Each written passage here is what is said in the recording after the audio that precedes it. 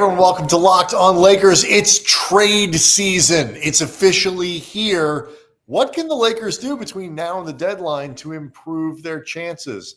That is next.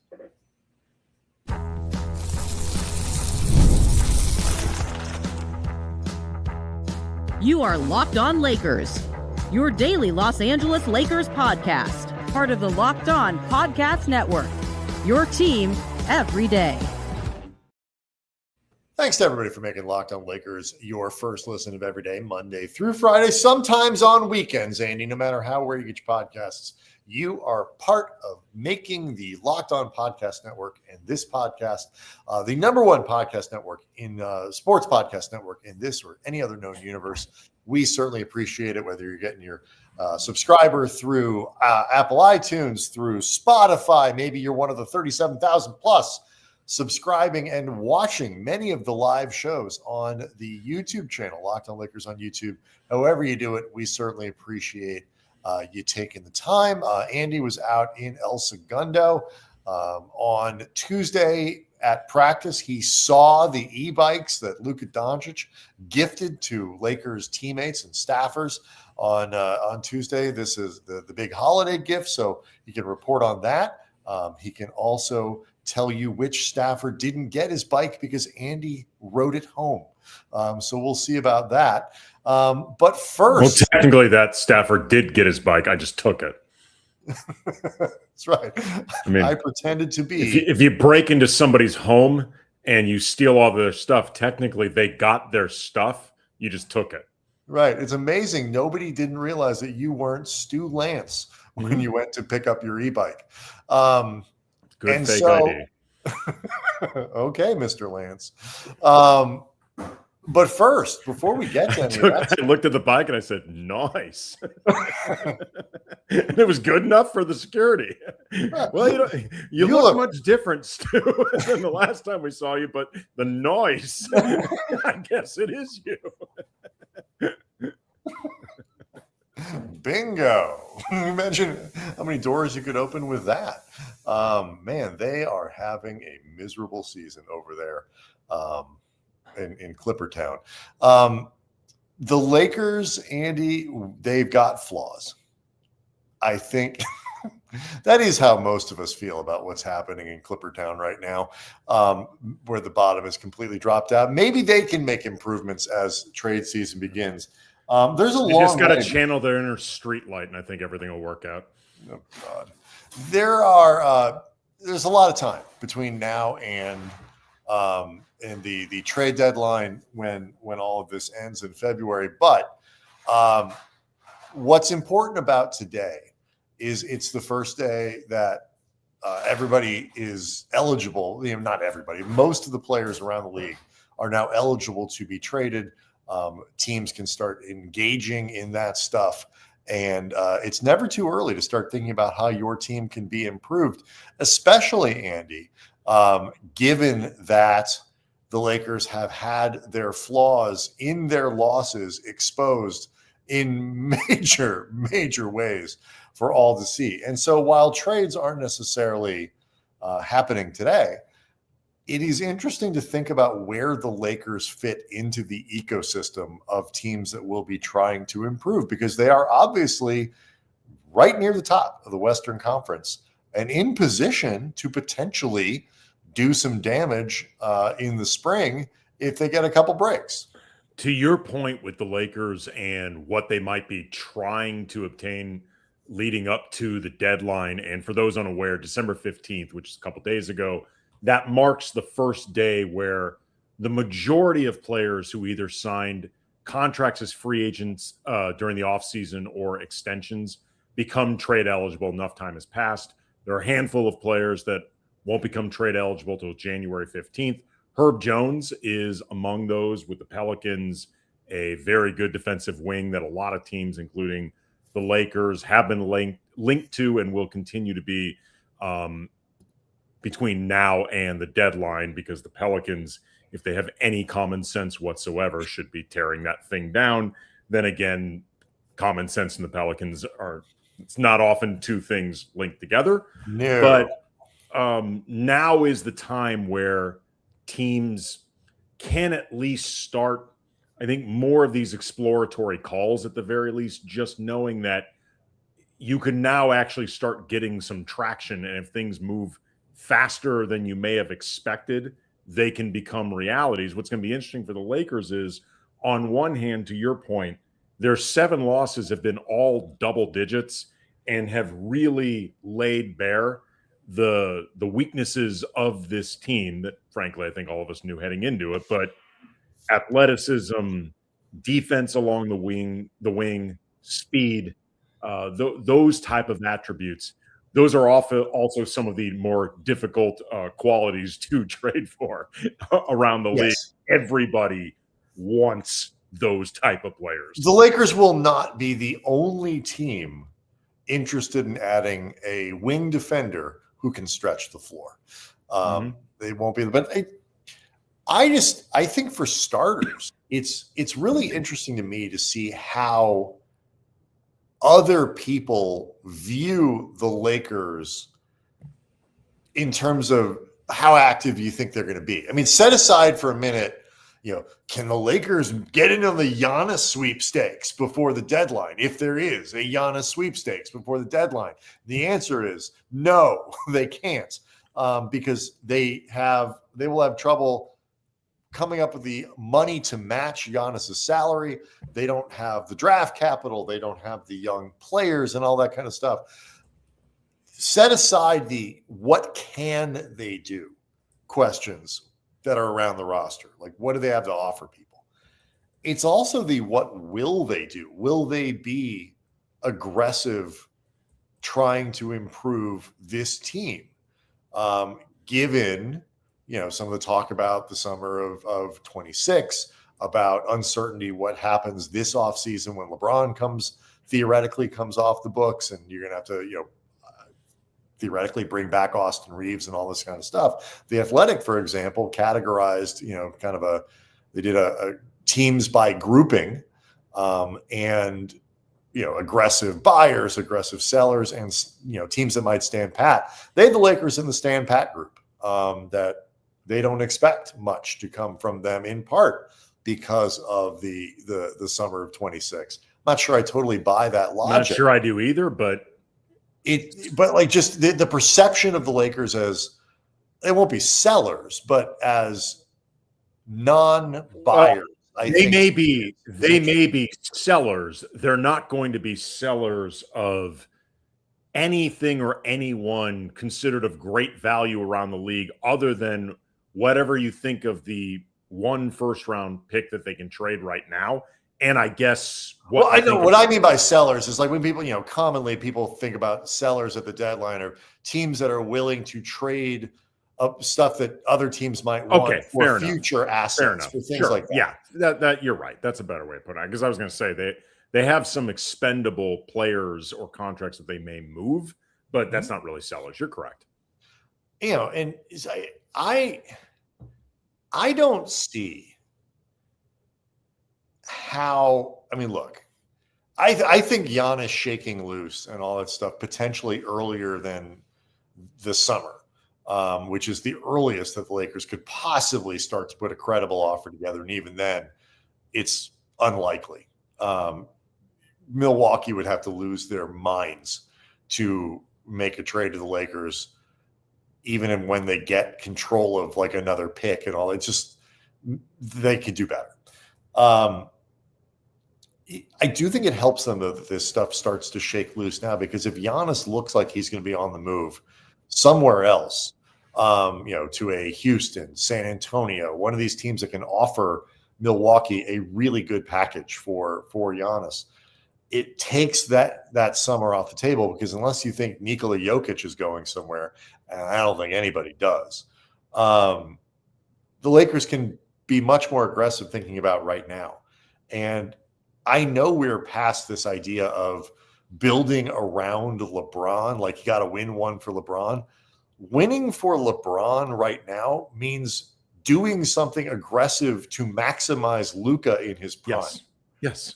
And I just don't see the currency in waiting around while you have a prime Luka. You don't have to do something stupid, but waiting seems really dumb to me.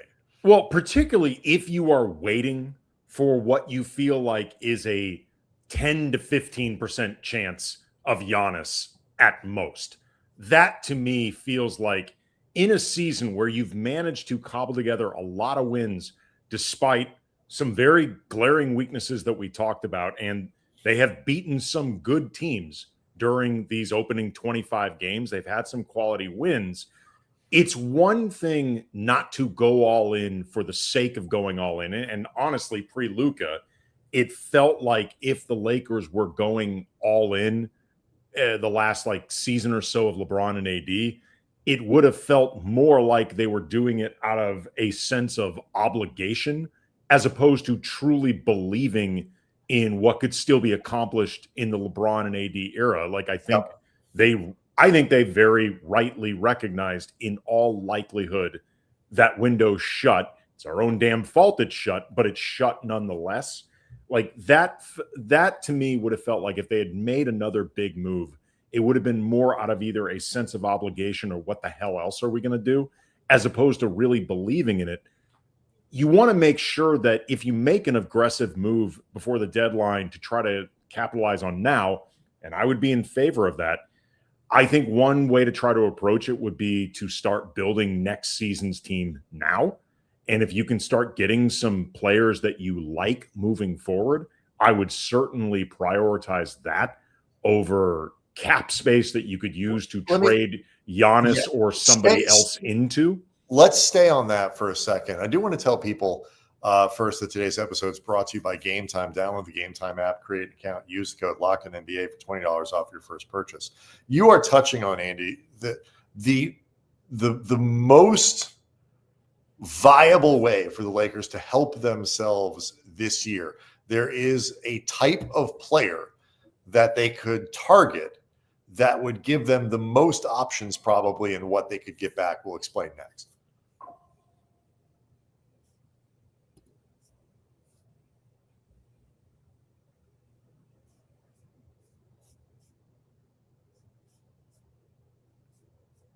Locked on Lakers is brought to you by Skims. And when they announced Skims that they were making underwear for men, it was easy to be skeptical about whether the average guy would even care. Like most guys, they're indifferent to underwear. They've been wearing the same type for 20, 30 years. And I'm actually the opposite. I'm really picky about underwear. I only like boxer briefs. They have to have a certain feel, like they got to be just right with the tightness, but just right with the looseness. It's like Goldilocks. And I was actually skeptical for the opposite reason, thinking like, this is just some hot brand that once I tried them on because Locked On said we could try some, I'm like, I'm not going to care. I'm not going to like them. I'm too picky.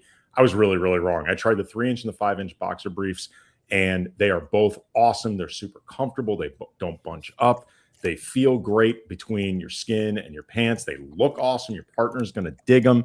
They feel like you are wearing nothing at all. Like you are going commando, baby. Shop Skims Men's right now at skims.com. When you place your order, choose podcast in the post purchase survey and select our show from the drop down to let them know we sent you. Plus, the Skims holiday shop is open. So if you're looking for the perfect gift this season, Skims has you covered.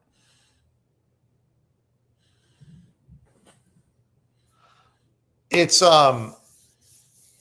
if you want to have a way to make real improvements in this team, the way to do it, Andy, I think, is by, as you alluded to in the previous segment, you call it taking on, starting to build next year's team now. I call it offering to take money that goes beyond this season into next season, into the season following. I don't know if they will, but that's the avenue to opening a wider kind of aperture of who they could go get in the in this trade market. It's by agreeing to take money on that goes 2-3 years down the road, and that's not a bad thing. It just means you have less flexibility in the magical summer of 26. Well, I mean, what it really means ultimately is you have to be right about the players that you bring in. Like, you just have to make good choices, because the idea that if you have these contracts on the books, it hurts your ability if all of a sudden free agents, or not free agent, well, it could be free agent superstar X, or superstar X becomes disgruntled. They are available one way or another. And all of a sudden, because of the contracts you have on your books, it becomes impossible to obtain them. It doesn't if those contracts are worth having, if they're good players. Like, if other teams will like them, they can be tradable. The problem is if you have contracts like, say, Kendrick Nunn, or the last couple of years of Gabe Vincent, or honestly, the Phoenix game notwithstanding, Jared Vanderbilt, like these contracts that have very little value around the league that you might have to attach sweeteners in order to move them. That's where you start actually getting in trouble. And frankly, the Lakers have had to do that a lot over the years, attaching first round or second round picks that eventually start adding up to move some of these contracts. But if you bring in players that are good choices, you know, we see players get moved every year in every season. The Lakers can move some of those players well if they choose well. And in the meantime, if you're not going after that superstar or whatever, if those players are good, they will help you now. So you can win both ways if you select properly. I hate the holding cap space plan. I have hated it. Every year, the Lakers have done it. And you know, this has been the MO, certainly, you know, for much of the Rob Pelinka era, but there have been other seasons where it has been as well. It is the most short-sighted, uncreative way to think about how you're going to improve your team, to where you only have, and it screams old-fashioned Lakers way of doing stuff, where we're just going to wait. League way of doing stuff. The league way, but especially the Lakers, because they are so associated. Ironically, most of the good stuff that they've been able to get, and, you know, big improvements have been trades or drafts or things like that. You know, they traded for Pau Gasol. I don't know how still they traded for Luka Dončić. They did all this stuff. You know, they traded for Anthony Davis, which, you know, I guess was a little bit sort of almost became a cap space play. You know, short of LeBron, I guess. This path that they would be on is so limiting. And I really don't think they're going to, this is the direction that they're going to be in. If you are willing to take back salary, and like you say, pick guys who have appeal across the league, then if you do end up needing to open up cap space, if you do have an opportunity to go sign somebody who wants to play in Los Angeles, you can then make a trade.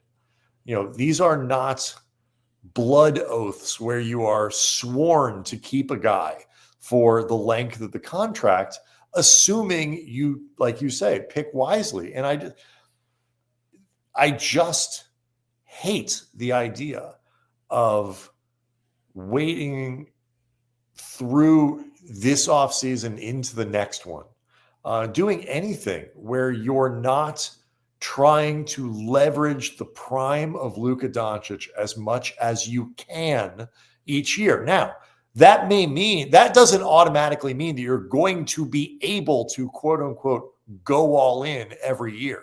You might not be in position. The Lakers are not in good position this year to make a big trade. They do not have young players that other teams are going to want. You know, there isn't going to be a lot of demand for Dalton Connect. Adu Thero, yeah, I'm sure teams would love to take him, but you're not going to build trades around him. You know, Bronny James, same way. There are teams that would pick up Bronny. I know people will make fun of that, but there are teams that would take him on. Nobody's going to build a trade around getting Bronny. To be perfectly honest, Bronny has a sort of unspoken no trade clause right now because they're not going to trade Bronny while LeBron's still on. It seems unlikely, but you know, so that's is sort of problematic in its own right, because it means you've got a guy on a roster. between LeBron, Bronny, and Jackson Hayes, they essentially have 3 guys with no trade clauses. But honestly, even if they were really like, you know what, LeBron's going to be gone next year, we'll trade Bronny at the deadline or something like that. Even if that were true, there's still like you can't juice trades like that. No, but you can make salary balance. They don't have a lot of draft picks to offer. They have 1 draft pick that they can control. Like, they don't have a lot of stuff. What they can offer are expiring contracts. Gabe Vincent, Maxi Kleber, guys like that. Jared Vanderbilt, if you want a team to take him on, probably cost you a pick.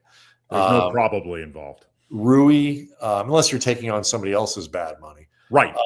Rui could have some appeal around the league, but teams would be, I think, a little bit wary of trading for him because he can walk, giving up a lot of value. Austin Reaves, same kind of deal. He's not going to sign an extension with any team until the offseason. So that limits his value. Plus, he doesn't make that much money right now. So the Lakers are limited in what they can do, but that doesn't mean they should be limited in what they would do. And I think sometimes those two things get conflated a little bit. I would find it infuriating to see them kick the can down the road for the perfect opportunity in next season, the season after that, because that's how it always works with these giant summer free agent cap space bonanzas. Is you end up, pushing it down the road. There's always going to be something next year or the year after that or the year after that where you can keep your clean sheet. It is a terrible way to do business in the modern NBA. I mean, for what it's worth, I'm not convinced that's what they would be doing. Certainly not beyond 2026. We had a lot of discussions about this over the offseason. I never bought into the summer of 2027 clean cap sheet narrative or reports. I just simply said they sounded conveniently stupid to me. And frankly, they sounded like something that was coming from the Rich Paul side of things and the Clutch side of things, LeBron side of things, unhappy about, at the time, their perception that this team was not good enough and that also LeBron didn't get a contract, another 1+1 or an extension or anything like that. The summer of 2026, you could make an argument for flexibility over their options between now and the deadline. And they could say, you know what, we'd rather take our chances with just a wide range of flexibility as opposed to the offers that we have on the table in front of us, and we don't think they're that good.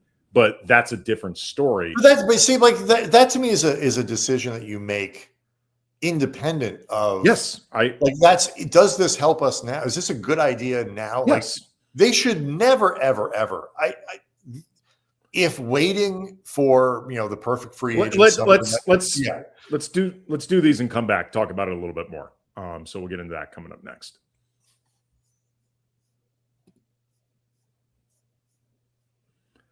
Locked on Lakers is brought to you by Game Time. The World Cup is coming back to North America for the first time since 1994.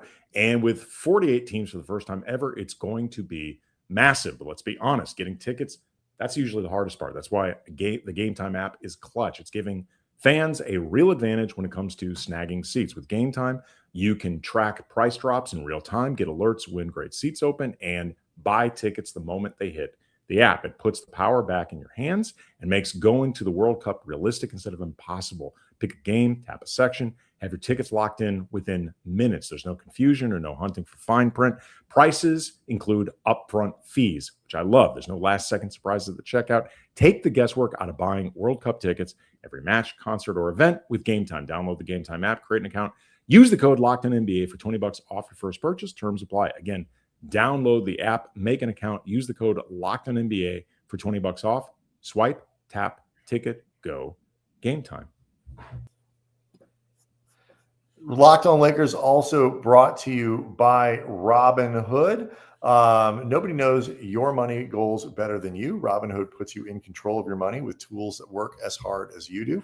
Locking in every opening, beating your PR, beating it again. Channel that drive into your money. Robinhood puts you in control of your money. Trade stocks and ETFs, options, futures, and crypto all in one platform. You can now build and execute your own trades from a desktop with Robinhood Legends advanced tools, or take advantage of the new Robinhood strategies with a tailored portfolio managed by a team of experts. You expect more from yourself, expect more from your money. Get started today at robinhood.com/yourmoney. Again, that's robinhood.com/yourmoney. Your money, your move.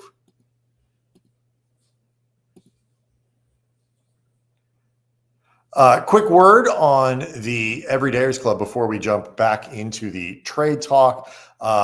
There are folks out there who love the show exactly as it is.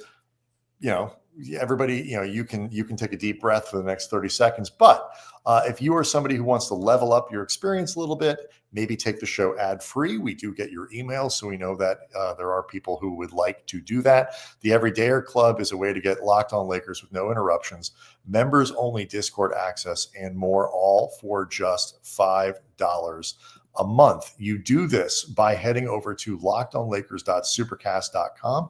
Again, lockedonlakers.supercast.com. Or you can check out the show notes. It'll give you an idea of how to sign up for this, but it's $5 a month, $50 a year.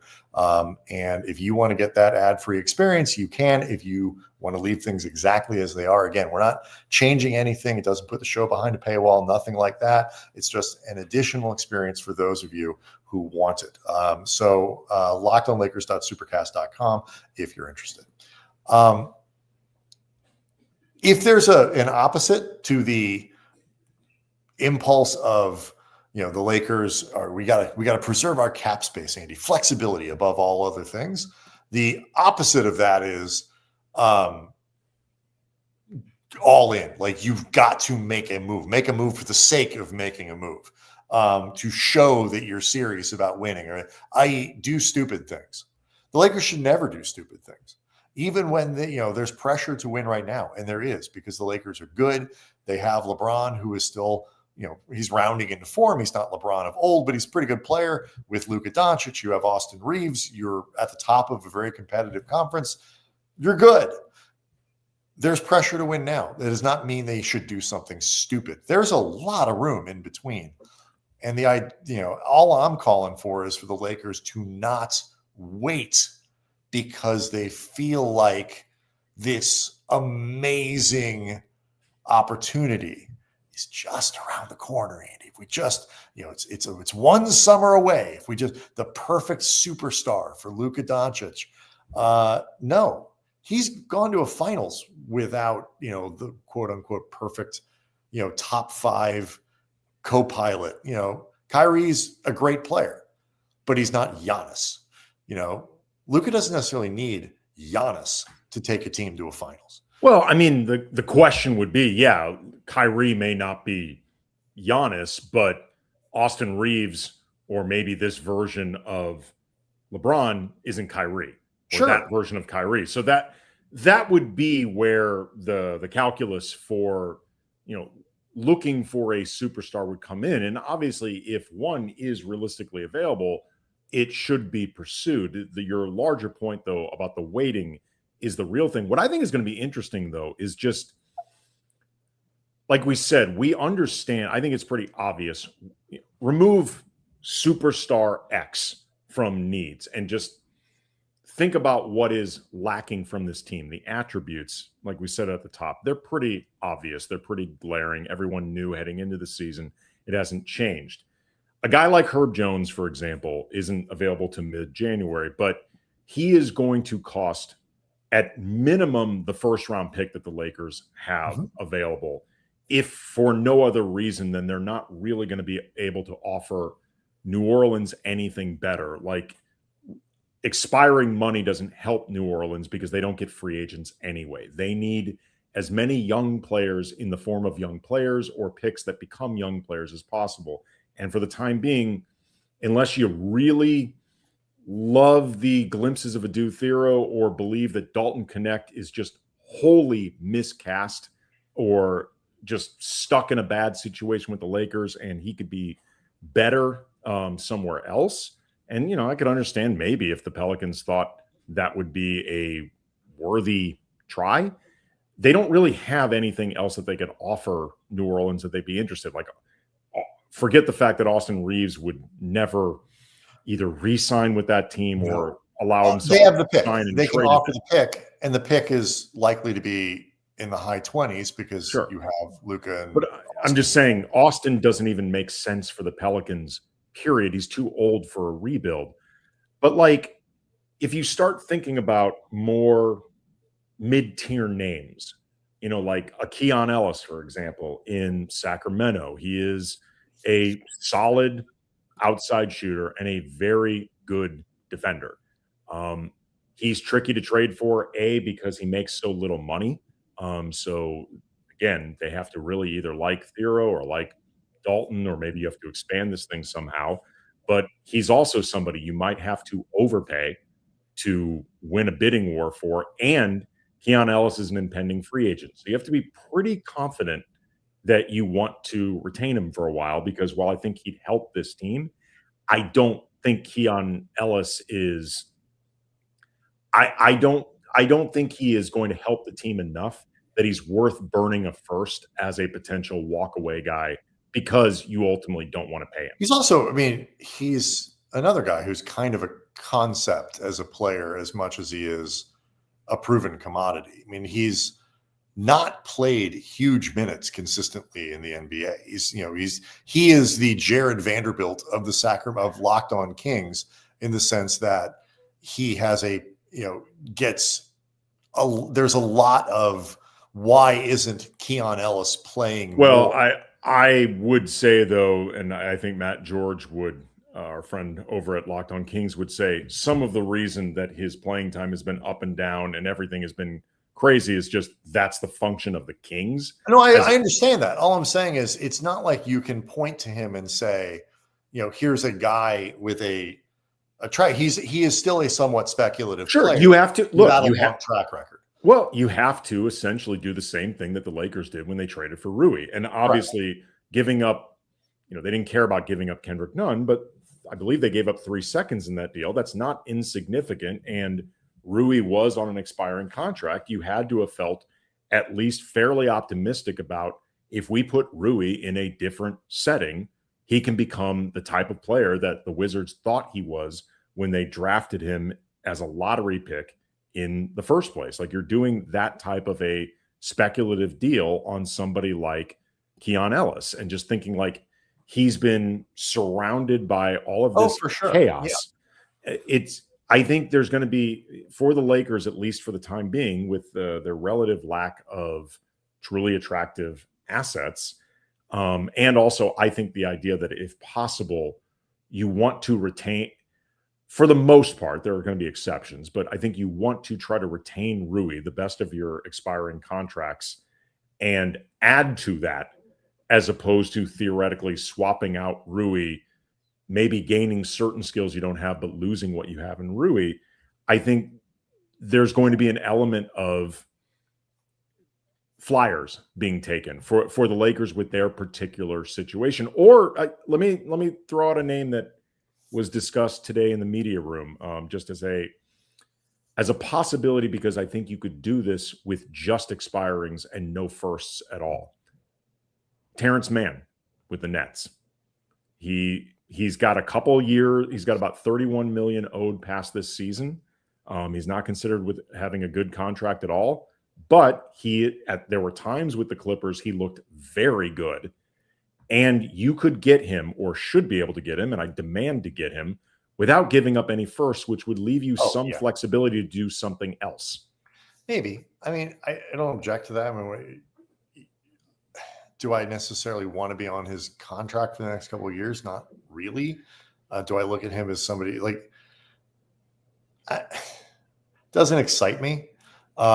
I think they will have to look, though, at guys like that who seem like potentially distressed assets, but have shown flashes before, and you can find reasons to believe in our more serious environment with more for sure, and better. Yeah, I think that, the other thing to remember, actually, the Lakers don't have a lot of seconds either to deal. I think they have 2 max. It might just be the 1.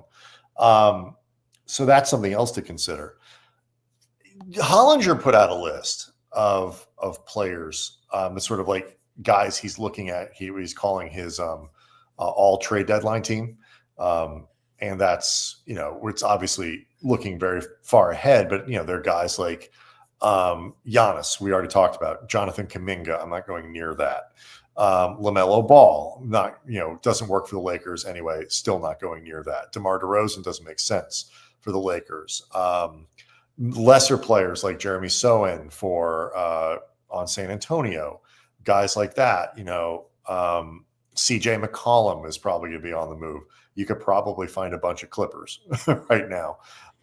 He threw out a guy like Benedict Mathurin on Indiana. And Chris Dunn or Derek Jones Jr. would be the Clippers that I think would be potentially somebody like Derek Jones would make a lot of sense. Assuming he can stay healthy. Right. And, and Dunn you would be getting for similar reasons. The point, that my takeaway from those kinds of lists is more that it's going to be really difficult to find the players that can do kind of what the Lakers want, that there's not necessarily going to be a ton of guys who are available. I saw something a couple days ago, like the Lakers are going to be probably on the like looking at trades on the margins as opposed to the big stuff. That's almost, I think, the only place they're going to be able to operate. But 2 or 3, 1 or 2, maybe even multiple smart deals on the margins could help this team a ton. And, your bad contract, maybe it's Terrence Mann, maybe it's somebody else, a contract you don't like for hours. If it's the right guy that fills a slot for this team, you're right. I think the Wizards, the Nets, some of these teams are the teams you should be scouring to try to find absolutely their spare guys. That's where they'll go. You were at practice, Andy, on Tuesday, and so we'll make sure to bring some of that sound that you got and get you ready for Thursday's game. We'll do all that tomorrow. Some stuff from El Segundo, Andy at practice asking questions of JJ Redick and the players. So we'll do that tomorrow. Locked On Lakers on YouTube is where you can hang out with over 37,000 subscribers. Do leave questions. Do leave comments. We read them every day and often use them to figure out what we're going to talk about on the show. We'll see everyone tomorrow.